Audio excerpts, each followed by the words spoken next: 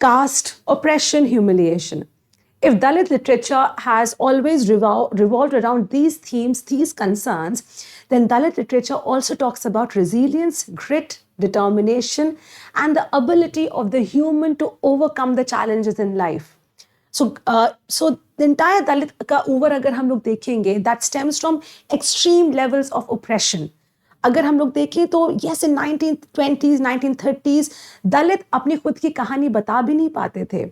It was after a long period of time that Dalit literature came into a great existence. There was, of course, there were Jyotibai Phule, there was many Dalit writers who were constantly advocating for the right of the Dalits. But when did Dalit writings emerge as a distinct genre? There was Mulk Raj Anand who was talking about the untouchables, the coolie in 1930s, an Indian English writer. However, बाद में जाके कब कौन से period में दलित writers खुद emerge हुए और खुद लिखने लगे अपनी खुद की कहानियां. 1980s was the year when Dalit autobiographies were seen, when people were able to get the first-hand information, the first-hand narration of the stories of the Dalits, how they lived, what oppression they faced, and how they overcame their challenges. Okay, so today, guys, we'll be going ahead with Dalit literature, especially we'll be talking about Joothan, Karukku, Baluta, real stories, a must read for your ethics paper. Okay, so we all know that kitna important hai ye. Apart from this ethics paper, even for general knowledge ke liye hai, what Dalit stories that you must know, what Dalit writers that you must have in mind. It could be for your interview, for your general GS paper, for your ethics paper, and so on. Okay, so guys, before that, let me tell all of you that we are जो मेरा English literature का जो course है, okay, about myself also, I'm Dr. Anamta Rizvi, your UPSC English literature educator. I'm a PhD in literature, and I am going ahead with the entire UPSC course of English literature. There are a lot of students who are now enjoying the success of being UPSC civil servants, and if you want to go ahead with that journey, do enroll in the course. Just a second, guys. Yeah, so do enroll in the course which starts on 28th April. Completely new batch shuru ho raha hai. Just to tell all my students who have a great level of interest in literature and who are planning to take English literature as an optional, this is a good course क्योंकि बहुत ही limited है English literature का course, something जो आपके limits में, आपके control में, and any subject जो आपके control में होता है, that is very thoroughly read, that is very thoroughly understood, and in the exams you're able to give very good answers. So that is a wonderful thing. और हमारे जब आपके हाथ में होता है syllabus तो आप जल्दी learn भी कर लेते हो. So make sure that if you are planning to go ahead with English literature as an option, it's a very good choice because it also definitely helps in your GS papers. Vocabulary में, expressions में, आपके writing में, आपके concrete coherence, take structured answer में, and everything. So remember guys, 28th April is the time when my batch is starting. Every day 1 p.m. the batch starts. And you can use my code ARLIFE and go ahead with it. Okay, so guys, on that note, let us go ahead with our lesson. Now, let's just quickly look at the history of Dalit literature. कुछ ऐसे key points हैं जो मैं आप लोगों को aware कराना चाहती हूँ. Origins in oppression, let's talk about this. Emerged as a response to centuries of caste-based discrimination and social exclusion under Brahminical dominance. So we know that Dalit literature rose because of the caste politics, because of the caste oppression, and there are Dalit writers who wanted to own their lives and also tell the world their narratives in their own world, in their own language, in their own way. So this is the reason that there was a time when Dalit के लिए advocacy भी Dalit खुद नहीं कर पाते थे. There were, higher caste, upper class who used to stand for the Dalits. But there came a time when Dalits stood for themselves. And how did it came? Through evolution, through their writings, and of course through the positions that they held over a period of time. Now, early voices, अगर हम सबसे पहले देखा जाए early 19th century, 19th to early 20th century में, the one extremely important writer at that time was Jyotirao Phule. Okay, so उनका जो work है गुलमागरी 1873 का, and of course we know Bhimrao Ambedkar, Baba Rao Ambedkar laid the ideological foundation by challenging caste hierarchy and promoting equality. So Jyoti Rao Phule and Baba Rao Ambedkar, we know that how important these two legends are when we talk about Dalits' lives, Dalit literature, and the entire caste politics. Now, rise of the Dalit Panther movement, 1970s mein.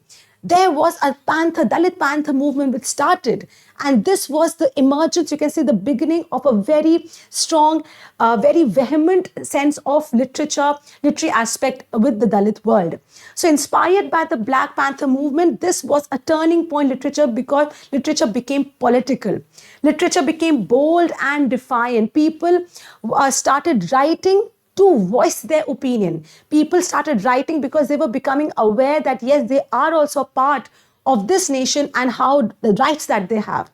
So they started speaking for themselves, standing for themselves, voicing out their concerns. Now, writers like Namdeo Dhasal ignited the Dalit literary renaissance. So you can say that 1970s was a period post-independence, up to around 20 years later. There were writers who were coming, and that could be known as a Dalit renaissance. अब 1980s में क्या हुआ था guys? So 1970s में there was that spark that ignited, especially from writers like Namdeo Dhasal and all these writers who were coming together and giving a vociferous voice to that literature. 1980s में क्या हुआ था guys? 1980s was another turning point. Why? Because autobiographical writings आने लगी. And can there be stories more powerful than autobiographical writing, जहाँ पे writers, Dalit writers खुद अपने narration करने अपनी खुद की life का, अपनी stories का, the oppression that they face and the challenges that they face and how they overcome their challenges. So from the 1980 onwards, personal narratives became very powerful mode. Example, Joothan, Baluta, Karukku, जो हम लोग अभी works पढ़ेंगे, इनके बारे में these autobiographical writings started coming up. These texts highlighted lived experiences of untouchability and resistance. Regional growth. When you talk about regional growth, Dalit literature flourished in Marathi, Tamil, Telugu, Hindi, Kannada. So these writings started flourishing in every language across India. So this became another vocal point that Dalit writers got that, you can say, that determination, that courage to voice their lives. Otherwise, just they were just like a shadow of themselves. Always at the margins, never even imagining to be at the center. Peripheral, एक boundaries में रहना था. लेकिन when such writing started coming up, they started feeling empowered. And then they wanted to empower themselves more. And this writing, this pen that they held was a very important weapon in their hands. Key themes focuses on injustice, dignity, resistance, identity, and reclaiming voice, often raw, emotional, and unapologetic. Contemporary relevance now studied in academia as your subjects in your different disciplines. Where researchers होती हैं, guys. There are entire workshop conferences that happens on Dalit literature. So we can see the development, or you can say the graph of Dalit literature post-independence has always been just upwards. Okay, so today we'll be talking about this. Again, very important, the writers that we are discussing, they are not only seminal for how you look at that literature, but also what you learn from it. Okay, so talking about our first work, and that is Joothan, जो कि ओम प्रकाश वाल्मीकि का work है, बहुत important work है, often asked in your exams, चाहे वो UPSC or any other exam across India. So that is 1997 में लिखा गया है, and that is this is an autobiography of a Dalit man growing up in a village in Uttar Pradesh. Okay, so this is the life of a man, a Dalit man growing up in Uttar Pradesh. Joothan मतलब क्या होता है? जो हमारा बचा खुचा खाना होता है. Okay, so Joothan means leftover food, symbol of caste-based humiliation. So the entire title is based on the leftover food. So this is how the entire narrative works. Narrates everyday discrimination in school, public space, and employment. You can look at Joothan as a metaphor for the things that they are associated with. Okay, so the leftover. Joothan जो हम लोग जिसको पूछते भी नहीं, हमारा जो बचा हुआ खाना होता है, we don't look at it, we don't want to eat it later. So this is the metaphor, something that is at the periphery, जो कि एकदम margins पे, जिसको हम लोग देखते भी नहीं, जिसको हम लोग पूछते भी नहीं, हमला जब खाना हो जाए. So this is something that happens, narrates everyday discrimination in school, public space and employment, shows his pursuit of education against odds. This is the point where the idea of resilience comes into pictures. The Om Prakash Valmiki ne Joothan mein dekha that despite the societal oppression, despite the caste-based discrimination, the protagonist, how he overcomes those challenges, how he wins over life, and how the resilience and determination, the grit, that is important even to crack a UPSC civil services exam, how the protagonist shows that. So reflects inner conflict and gradual empowerment through writing. ये ethics relevance क्या ethics paper के लिए कैसे आपका important है, कैसे आप इसको mold कर सकते हो ऐसे answers को. Ideal for themes like human dignity.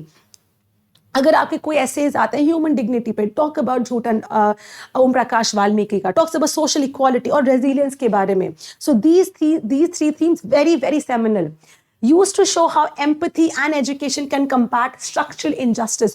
What is empathy, guys? Empathy or sympathy में difference है. Sympathy is when we feel for the others. Empathy is when we try to be in the shoes of the other person. जब हम ये feel करते हैं कि जूठन में जो protagonist है उसने क्या feel किया होगा, हम सिंपथाइज कर सकते हैं, हम उनके केयर कंसर्न दिखा सकते हैं. बट एम्पैथी मतलब कि हमें दिल में we are feeling something that what that person must be going through, that's empathy. तो that's empathy is a very important point in order to become a leader also. So excellent example for integrity and moral courage in adverse situation. Joothan Om Prakash Valmiki becomes a very seminal work. Next you have, and that is your Karukku. ये बामा का work है, 1992 का work है. Again we can say 1990s में बहुत literature आ रहा था जो कि इंपॉर्टेंट था. Autobiography of a Dalit Christian woman from Tamil Nadu. Okay, so Dalit Christian woman from Tamil Nadu, इनका autobiography as we can see. ये Uttar Pradesh was Joothan, Tamil Nadu is over here. Another work highlights dual discrimination by caste as well as gender. You know, when we talk about female Dalit writers, we always see them through a lens of double discrimination. First of all, lower caste. Second, that they are women. And we know that living in a patriarchal society, women have to face so much of subjugation.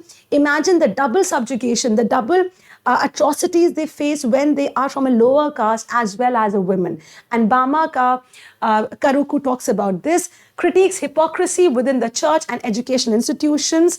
ये narrate करता है her awakening to injustice, and then she's facing injustice for a long time, but then she one day wakes up, stands for herself and voices for justice, leading to protests through writing. Now uses Tamil cultural imagery and oral tradition to tell her story.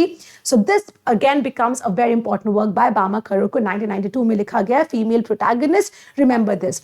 Ethics relevance, use for intersectionality of ethics, caste, gender, religion. अगर कोई ऐसा आपके पास topic है, चाहे GS paper में, ethics paper में, जो cast, gender, religion के बारे में बात करे, बामा Karukku would be a very fine example to quote. Great for essays on institutional morality and individual conscience. So yes, this work becomes another important one. Next work we talk about is Baluta, that is by Daya Pawar, written in 1978, and this is the first ever Dalit autobiography in Marathi literature. Okay, so Marathi literature में लिखा गया है ये Baluta.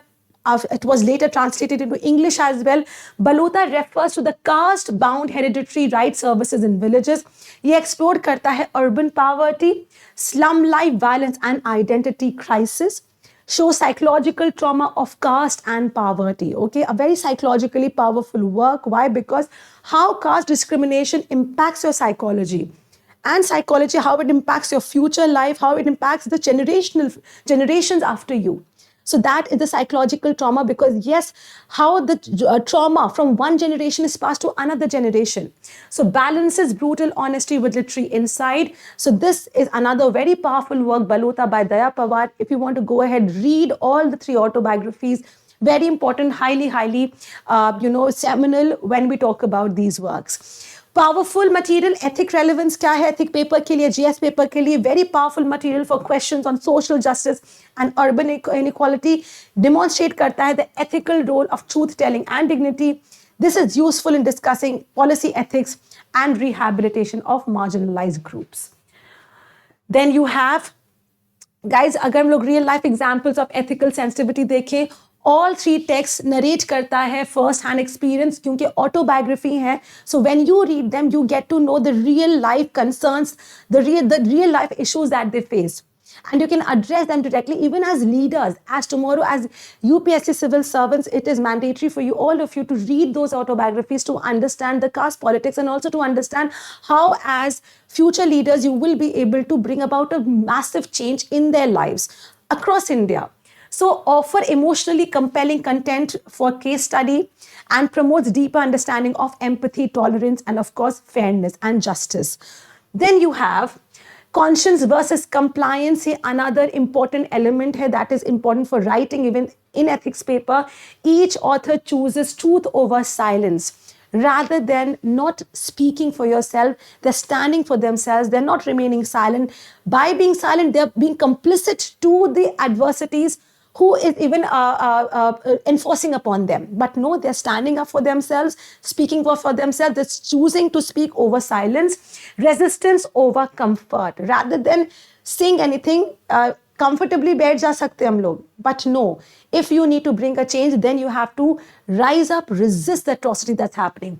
Highlights how ethical individuals stand up to unjust social norms, and this reinforces the need for civil courage in public services. Okay, so we need what is important, civil services, and that is the need, reinforces the need for civil courage in public service. Then you have another point, and that is ethical decision making and ground realities. Administrators often work with vulnerable groups. These texts offer insight.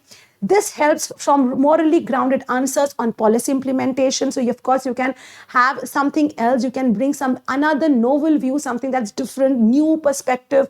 And that is always encouraged because whenever, this is exactly why you are being chosen. कि आप एक difference लाना चाह रहे हो in how the society functions, in how the governance functions. Your perspective, when you have a new perspective, a novel perspective, it is always appreciated, useful for justifying inclusive and human administrative decisions. So we know being in a pluralistic, multilinguistic, ethnic land that we live, how important is inclusivity.